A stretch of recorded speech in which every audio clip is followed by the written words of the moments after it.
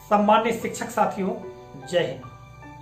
साथियों, आज के इस वीडियो में हम कक्षा 1 और 2 का अध्यापन कराने वाले शिक्षक साथियों के लिए हमारा घर हमारा विद्यालय कार्यक्रम के अंतर्गत शिक्षक डायरी कैसे बनाएं, क्या प्रारूप हो और किस तरह हमें लिखना चाहिए, इस पर हम चर्चा करेंगे और मैं आपको बताने का प्रयास करूंगा कि हम किस तरह से डायरी लिखें।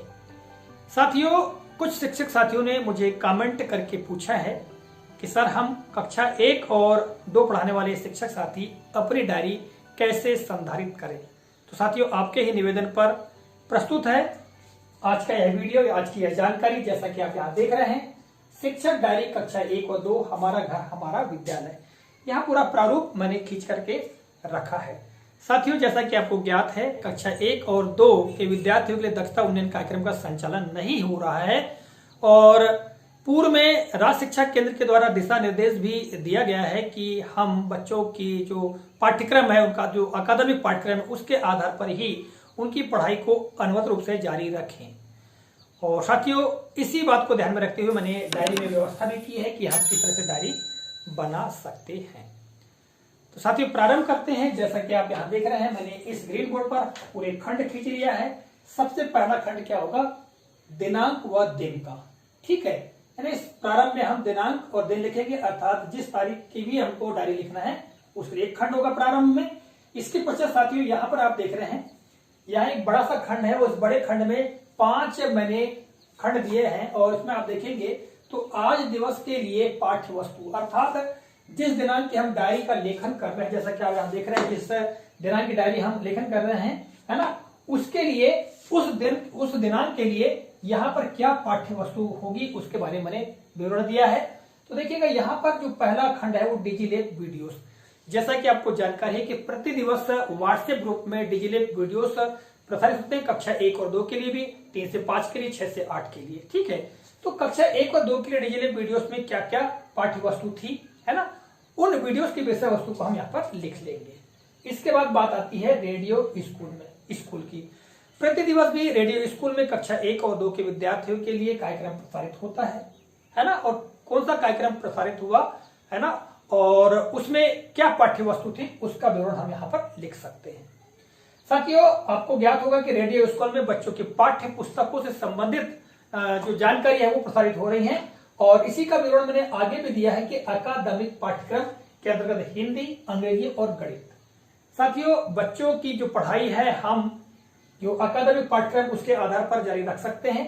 तो यहाँ पर आपके द्वारा जो भी क्रियाकलाप किए जा रहे हैं तो उसका विवरण आप यहाँ पर दे सकते हैं। इसके अलावा रेडियो स्कूल में यदि जो कार्यक्रम आ रहा है उस कार्यक्रम में ये अकादमिक पाठ्यक्रम से संबंधित यदि जानकारी दी जाती तो आप उसको भी यहाँ पर अंकित कर सकते हैं, या फिर आप जो भी विद्यार्थियों को यहाँ से करवाते हैं तो उसका विवरण भी आप यहाँ पर दे सकते हैं। उस दिनांक को जो भी क्रियाकलाप आप कर रहे हैं तो उसका जानकारी आप दे सकते हैं। इसके आगे हम देखेंगे साथियों, तो यहाँ से आगे खंड में यहाँ शिक्षक और छात्र के द्वारा किए गए कार्यों के अंतर्गत जानकारी है।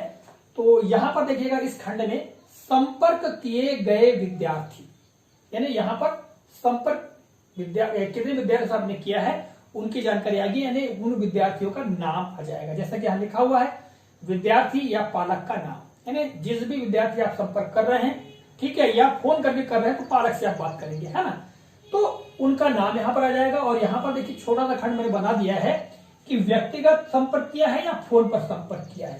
तो यहाँ विवरण आप दे दे कि भाई जिस भी विद्यार्थी का आप यहाँ नाम लिखेंगे, है ना, और उसके आगे लिख देंगे कि आपने व्यक्तिगत किया या फोन पे किया। तो व्यक्तिगत के लिए आप चाहे तो पी लिख सकते हैं, पी यानी पर्सनल, PERSONAL, पर्सनल यानी व्यक्तिगत, उसके लिए पी लिख सकते हैं। और फोन तो PHO यानी फोन तो PH लिख दें, यदि फोन से कर रहे हैं तो PH लिख दें, और पर्सनल कर रहे हैं तो केवल P लिख दें।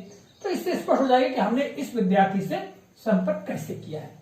इसके बाद देखिए साथियों, आगे का जो खंड है उसमें जानकारी दी गई है कि शिक्षक के द्वारा क्या अभ्यास या गृह कार्य दिया गया था।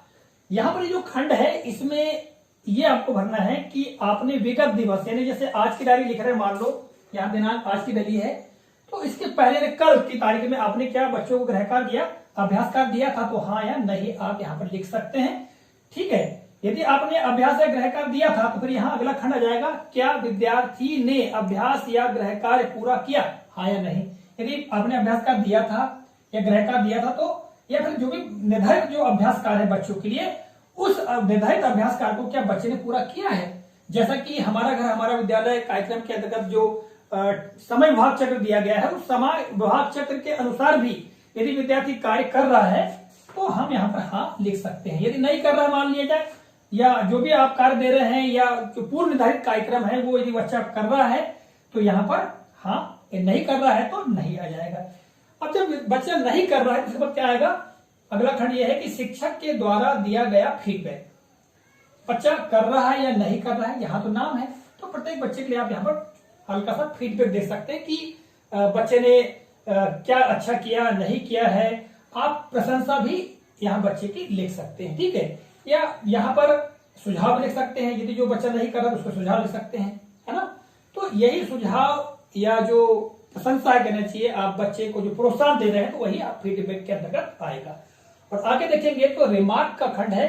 साथियों इसके अलावा यदि कोई अन्य जानकारी है, अन्य महत्वपूर्ण बात है तो आप उसको रिमार्क में लिख सकते हैं, ठीक है। और अंत में आ जाएगा हस्ताक्षर शिक्षा। तो साथियों इस तरह से आप यहाँ पर देखेंगे तो मैंने बहुत ही सहज और सरल तरीके से ये खंड बना दिए हैं और इस आधार पर आप अपनी डायरी प्रति दिवस लिख सकते हैं। और साथियों इसके अलावा भी यदि आप चाहें तो अपने तरीके से भी डायरी बना सकते हैं, क्योंकि मुझे जिन शिक्षक साथियों ने कमेंट करके पूछा है मैंने उनके लिए डायरी या ये खंड बताए हैं। साथियों आप अपने तरीके से भी इसका संधारण कर सकते हैं। आशा करता हूं ये जानकारी आपको काफी उपयोगी लगी होगी।